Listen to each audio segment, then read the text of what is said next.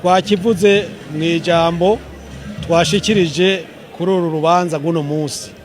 nuko imbere ya vyose hari Burundi kuko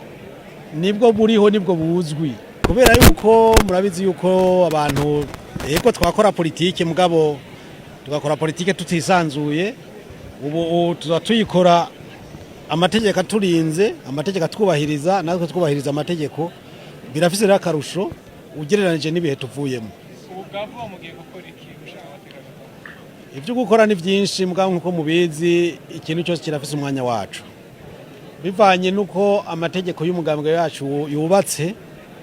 byihutirwa nuko dukora ikoraniro kaminuza kugira ngo rishireho indongozi gutyo izo ndongozi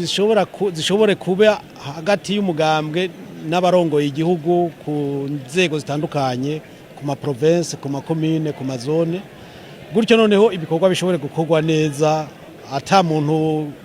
yiki ku wundi kuko murazi yuko birakunze gushika abantu ngo bakoze inama ngo zitazwi n'amategeko ibintu nkamwe n'ivyo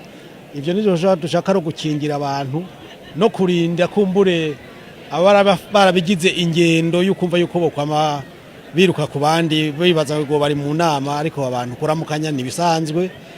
kugira ngo ivyo byose ingendo n'inyifata nkamwe nizo tugerageze kuzigabanya uko bishoboka kose.